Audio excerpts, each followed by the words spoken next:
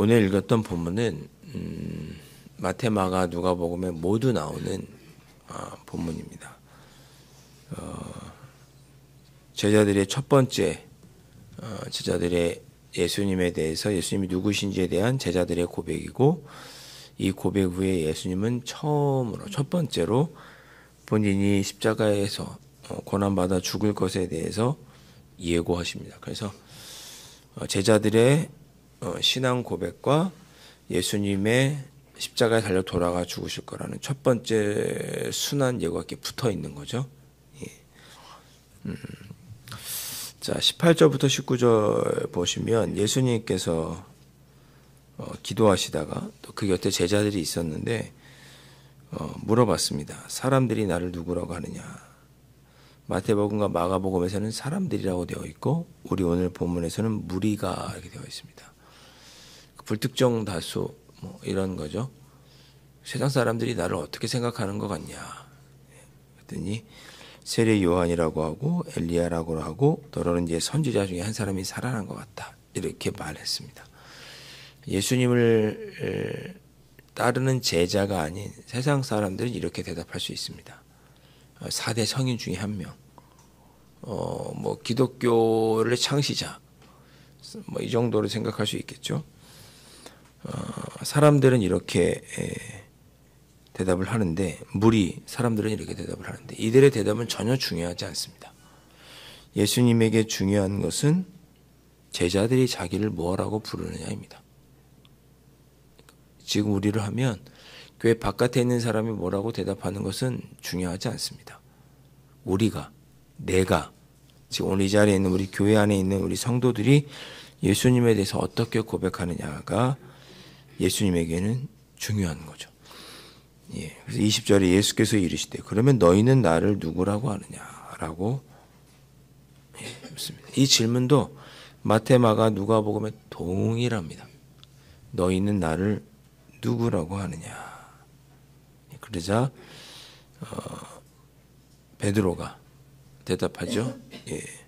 오늘 본문에는 하나님의 그리스도이십니다, 이렇게 고백을 하고, 마태복음과 마가복음에서는 주는 그리스도시라고 고백을 하고, 특별히 마태복음에서는 살아계신 하나님의 아들이십니다, 이렇게 덧붙이기도 하죠. 이 세 고백의 공통점은 그리스도시라는 것, 그리고 하나님이시라는 것을 고백을 합니다.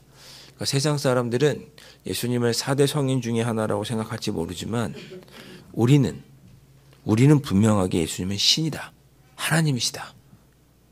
그냥 사람으로 죽었고 끝난 사람이 아니라 그는 신이다.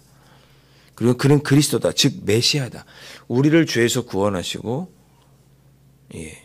십자가에 달려 돌아가 죽으신 예수 그리스도가 우리를 위해서 죽었다는, 하나님과 다시 좋은 관계를 회복하기 위해서 십자가에 달려 돌아가 죽으신 그 예수님을 우리가 믿고 고백하고 받아들이면 우리는 영생을 얻고 이 땅에서 하나님의 자녀로 살아갈 수 있다.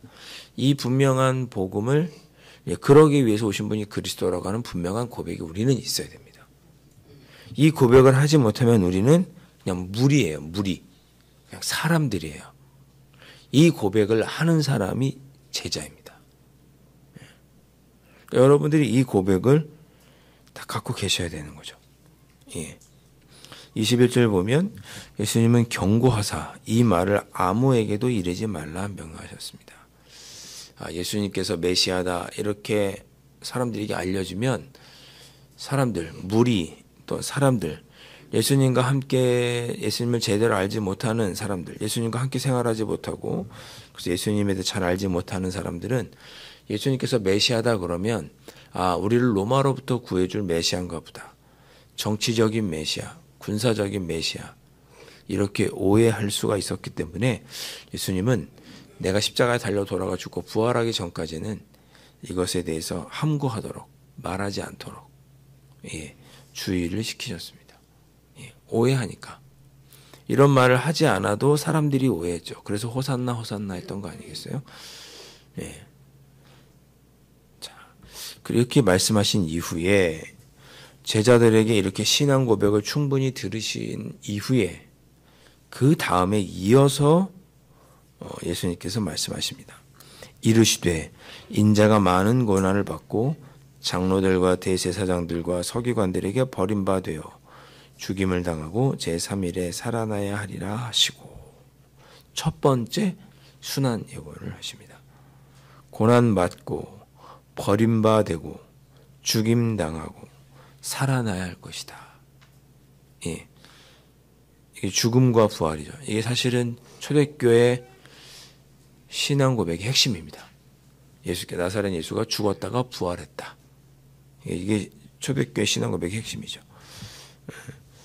이 죽음과 부활에 대해서 예수님께서 고백을 합니다. 예고를 하십니다. 또 마태, 마가, 누가 똑같아요. 다 이 신앙 고백 기후에 붙어 있어요. 예. 여러분, 이 예수님의 이 순환 예고를 저는 안타깝게, 물론 이제 뭐 지금이니까 그러겠지만 이 예수님의 순환 고백이 결국은 뭐죠? 부활입니다. 죽으시고 고난받고 버림받고 죽임당하신 후에 결국은 부활이에요.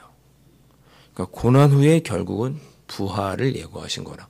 저는 그래서 이 순환 예고를 다른 학자들은 부활 예고라고 말합니다. 부활 예고. 그러니까 우리가 십자가에서 고난 당하고 주님을 믿다가 고난 당하고 어려움을 겪는 것에 가장 최종은 뭐냐? 부활이라는 거죠. 부활. 예수님도 고난 받을 것을 순환 예고라고 하지만 부활할 것을 예고하신 거예요. 저는 그렇게 긍정적으로 이해하는 것이 더 우리의 신앙에 유익하다고 생각을 합니다. 누구에게 순환 당하시는가? 장로들, 대제사장들, 서기관들. 당시에 유대인들을 이끌어가는 유대인 법정, 산헤드린 공회의 회원들이죠. 그들에 의해서 예수님이 죽으실 것이다. 결국은 부활하실 것이다. 며칠 만에? 3일 만에. 이것이 초대교회들의 복음이었습니다. 예수님이 죽었다가 3일 만에 부활하셨다. 그러니 우리도 고난당하다가 부활할 것이다. 자, 23절 또 모든 무리에게 말씀하셨습니다. 그렇게 예수님께서 살아날 것을 예고하신 후에 모든 무리에게 예수님을 따르는 삶이 무엇인지에 대해 설명하십니다. 먼저 아무든지 나를 따라오려거든, 주님의 제자가 되려거든 자기를 부인하고, 자기를 부인한다는 것은 자기중심적인 생활 태도를 버리고 예수님의 뒤를 따른다, 그런 뜻이죠. 아무든지 나를 따라오려거든 자기중심적인 태도를 버리고 날마다 제 십자가를 지고 나를 따를 것이니라. 우리에게 주어진 주님의 사명, 하나님의 뜻을 이 땅에 이루며 살아야 될 사명을 이루며 살아가는 사람이 바로 나를 따르는 것이다, 이렇게 말씀하십니다. 우리 모두에게는 십자가가 있습니다. 우리가 져야 할 십자가가 있습니다. 때로는 무거운 것도 있고 무겁게 느껴지겠죠. 예전에 한 부흥사님이 그런 얘기를 하셨는데 재밌어서 잊혀지지가 않네요. 한 사람이 목사님이셨는지 선교사님이셨는지 하나 주님께서 자기에게 맡겨준 그 십자가가 너무 무거운 거예요. 그 사명을 감당하는 게 너무 힘들어서 그날 꿈을 꾸셨는데, 밤에 꿈을 꾸는데 자기가 이렇게 십자가를 이렇게 지고 걸어가는 꿈을 꿨어요. 근데 가다가 예수님을 만났습니다. 예수님, 제가 지고 있는 십자가가 너무 무거워요. 예수님 어떻게 했을까요? 그래, 내가 십자가를 좀 가볍게 해주겠다. 십자가가 얼마큼 작게 해주면 좋겠니? 했더니 손에 들고 다닐 수 있는 정도면 좋겠어요. 예수님이 무거운 십자가를 손에 들고 다닐 만한 조그만 십자가로 만들어 주었습니다. 그래서 그 십자가를 들고 가뿐한 마음으로 가는데 앞에 큰 요단강을 만나게 됩니다. 예수님께서 말씀합니다. 그 십자가를 내려서 그 십자가를 타고 건너가라고 말씀하시죠. 그 물결에 십자가를 내려놓았더니 그냥 휙 자취도 없이 사라져버리고 말았습니다. 그리고 꿈이 깨신 거예요. 그래서 나에게 주신 십자가가 다 이유가 있구나 라고 생각하고 그 일을 힘써서 감당했다고 하는 그런 이야기를 한번 들려주신 적이 있습니다. 저와 여러분이 메고 있는 십자가 무거우면 무거울수록 우리에게 주신 십자가가 힘들고 어렵지만 우리가 감당할 수 있는 또 감당해야 할 사명을 주셨고 또 그 십자가 끝에 영광의 열매가 있게 되겠죠. 힘들고 어렵지만 잘 감당하셨으면 좋겠고 특별히 이 새벽에 주님 마땅히 짊어져야 할 제 십자가를 제가 능력 있게 잘 감당할 수 있도록 도와주십시오. 기쁨으로 지게 하여 주십시오. 이렇게 감사하면서 기도하시면 좋겠습니다. 군대에 있을 때 힘든 훈련 중에 행군이라는 게 있습니다. 군장을 메고 이렇게 40km를 밤새 행군을 하는데 낮이 되면 한두 명 병사들이 너무 더위에 지치고 해서 이렇게 쓰러집니다. 그런데 그 행군을 하는 중에 한 친구가 쓰러진 거죠. 그런데 그 군대 조교가 그 맨날 우리를 기합 주고 힘들게 했던 조교가 일어나, 너 여기서 낙오하면 안 돼. 그러더니 그 군장을 대신 줘주더라고. 그 조교가. 그게 멋있게 보이대요. 눈물이 왈칵 나려고 그러던데. 힘들어 죽겠는데 그 애가 못 거두려고 하니까 군장을 대신 자기가 쥐어주고 일어나, 너 낙오하면 안 돼. 끌고 가더라고요. 글쎄요, 십자가를 우리가 지는 것이 어떤 의미일지는 모르겠지만 때로 우리가 누군가의 십자가가 버겁다면 좀 같이 들어주시고 누군가가 기도하기 힘들어하면 같이 기도해 주시고 격려해 주시고 십자가를 같이 져주고 도와주면서 우리에게 주신 그 십자가를 끝까지 지고 걸어가는 우리 모두가 될 수 있었으면 좋겠습니다. 우리 새벽에 주님 제가 십자가를 지고 끝까지 걸어갈 수 있도록 힘주시고 또 우리 교우들 중에 함께 십자가를 지고 하는 교우들 중에 지치고 힘든 이들이 있으면 우리가 그 짐을 나눠줄 수 있도록 주님 그를 도와주십시오라고 중보기도 하시는 이 새벽에 되실 수 있기를 주님의 이름으로 축원합니다. 24절 말씀 그리고 또 말씀하시죠. 누구든지 제 목숨을 구원하고자 하면 잃을 것이요 누구든지 나를 위하여 제 목숨을 잃으면 구원하리라. 누구든지 자기 목숨을 구원하려고 하면 잃을 것이요 누구든지 나를 위하여 제 목숨을 잃으면 구원하리라. 비슷한 얘기를 누가 하셨죠? 이순신 장군. 살고자 하면 죽을 것이요 죽고자 하면 살 것이다. 이 표현은 예수님도 하셨지만 군대에서 또 고대 장군들이 사병들을 격려하는 말로 비슷한 말을 많이 했다고 합니다. 우리가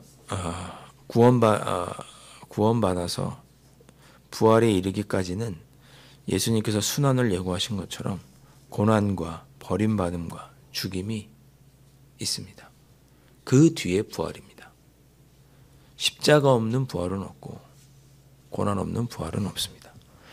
십자가가 없는 부활은 없으니 우리가 마땅히 져야 할 십자가를 우리가 져야지만 부활에까지 이르게 됩니다.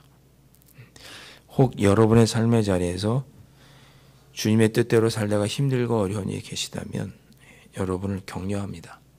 주님께서 힘과 능력을 주셔서 여러분에게 주신 십자가를 능히 감당할 수 있도록 힘과 능력과 지혜를 주시기를 기도하고 그래서 주님이 주신 힘과 능력으로 마땅히 내가 져야 할 십자가를 끝까지 잘 지고 가셔서 구원에까지 이르시는 여러분들 되실 수 있기를 주님의 이름으로 축원합니다. 마태마가 누가복음에는 예수님에 대한 제자들의 신앙 고백과 더불어서 순환 예고가 함께 나옵니다. 중요한 의미가 있겠죠. 왜 예수님은 어떤 특별한 기적이 있은 후에 순환 예고를 하신 것이 아니고 제자들의 신앙 고백을 들은 이후에야 순환 예고를 하셨을까? 그것은 예수님이 영광의 메시아가 아니라 고난의 메시아라는 것을 알려주기 위함입니다. 뭔가 죽은 사람을 살린 후에 나는 메시아다라고 말씀하신 것이 아니고 예수님을 따르는 제자들도 예수님처럼 순환의 길을 걸어야 한다는 것을 알려주시기 위해서 어떤 기적과 같은 일 뒤에 예수님이 누구이신지 순환에 대해서 예고하신 것이 아닙니다. 그리고 우리는 그 길을 어떻게 되느냐? 날마다 걸어야 된다. 날마다 경건의 삶을 주님의 주신 사명을 감당해야 할 것을 우리에게 알려주시는 것이 이 순환 예고입니다. 그러기 위해서 자기를 부인하고 우리에게 주신 십자가를 지고 주님을 따라가시는 여러분들이 되실 수 있기를 다시 한번 주님의 이름으로 축원드립니다. 기도하겠습니다. 주님, 저희가 주님께서 주신 사명을 잘 감당함으로 주님, 저희들이 세상 속의 무리와 사람들이 아닌 제자로 살아갈 수 있기를 간절히 소망합니다. 예수님을 온전히 붙잡고 우리의 구주 되시고 우리의 죄를 용서해 주시고 우리를 구원해 주시며 저 영원한 하늘나라를 소망케 하신 그 예수님을 바라보면서 우리에게 주신 그 십자가를 지고 갈 수 있는 저희들이 될 수 있도록 성령 하나님 인도하여 주시옵소서. 이 고난 끝에는 결국 부활이 있을 것을 믿습니다. 그 부활을 소망하면서 오늘의 십자가를 지고 가는 저희들 될 수 있도록 인도하여 주시고 이 무거운 십자가를 능히 감당할 수 있도록 주님께서 지혜도 주시고 능력도 더하여 주시고 삶의 모든 형편들도 살펴주셔서 주님의 영광을 온전히 드러낼 수 있는 저희들이 될 수 있도록 성령 하나님 인도하여 주시옵소서. 귀하신 예수 그리스도의 이름으로 간절히 기도하옵나이다. 아멘. 하늘에 계신 우리 아버지, 아버지의 이름을 거룩하게 하시며 아버지의 나라가 오게 하시며 아버지의 뜻이 하늘에서와 같이 땅에서도 이루어지게 하소서. 오늘 우리에게 일용할 양식을 주시고 우리가 우리에게 잘못한 사람을 용서하여 준 것 같이 우리 죄를 용서하여 주시고 우리를 시험에 빠지지 않게 하시고 악에서 구하소서. 나라와 권능과 영광이 영원히 아버지의 것입니다. 아멘.